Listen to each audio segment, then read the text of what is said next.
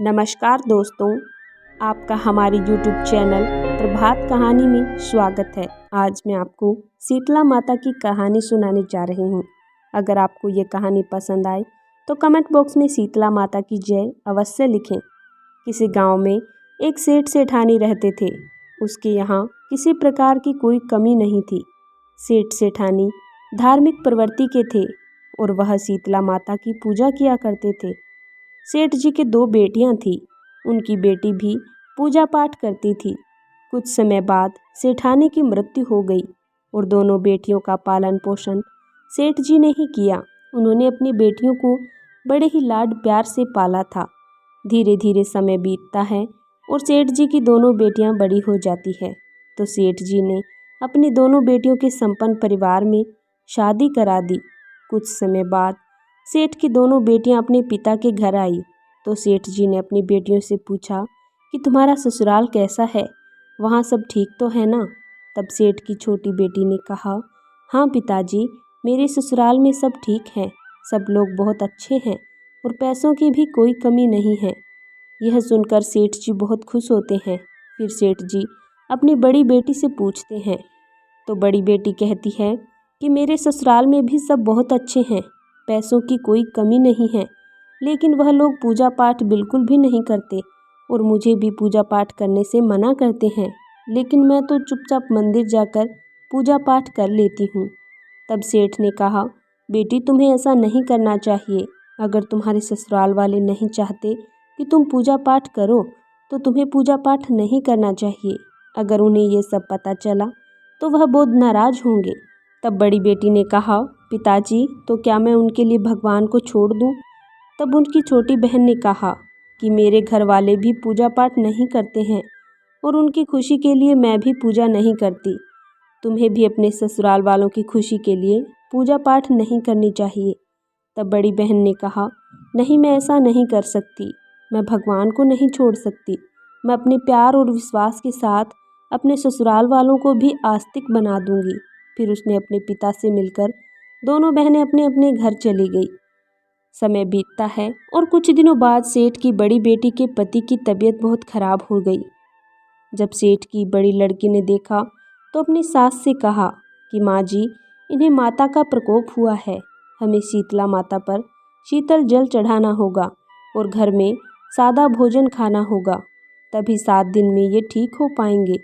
तभी सास ने कहा कि यह सब बेकार की बात है, अभी वैद्य जी दवाई देंगे तो यह बिल्कुल ठीक हो जाएगा। सेठ की बेटी चुप रही, लेकिन अगले दिन सुबह सबके उठने से पहले शीतला माँ के मंदिर जाकर जल चढ़ाकर आई। तभी उसकी सास ने उसे देख लिया। तब सास ने उससे पूछा कि तुम कहाँ गई थी? तब उसने कहा, माँ जी, मैं शीतला माता के मंदिर जल चढ़ाने गई थी। शीतला माँ पर जल चढ़ाने से माँ शांत हो जाएगी और इन्हें आराम मिल जाएगा। अपने बेटे को तड़पता हुआ देखकर उसकी सास मान गई और अगले दिन वह भी अपनी बहू के साथ शीतला माँ के मंदिर गई। दोनों सास बहू ने शीतला माँ पर जल चढ़ाया और पूजा पाठ किया। साथ ही घर आकर बहू ने जैसा कहा, सास ने भी सब परहेज वैसे ही किया। 1 सप्ताह के बाद वह लड़का बिल्कुल ठीक हो गया और पूरा परिवार माँ की शक्ति को समझ गया और अपनी बहू के साथ पूजा पाठ करने लगा। एक दिन उसकी छोटी बहन उससे मिलने आई तो बड़ी बहन ने सारी बात अपनी छोटी बहन को बताई और कहा कि तुम भी मेरी बात मानो। 2 दिन बाद शीतला अष्टमी है, सो एक दिन पहले खाना बना लेना और दूसरे दिन शीतला माँ की पूजा करके बासी खाना प्रसाद के रूप में सबको खिला देना और खुद भी खाना। तब छोटी बहन ने कहा, नहीं दीदी, यह सब मैं नहीं कर सकती। आजकल बासी भोजन कौन खाता है?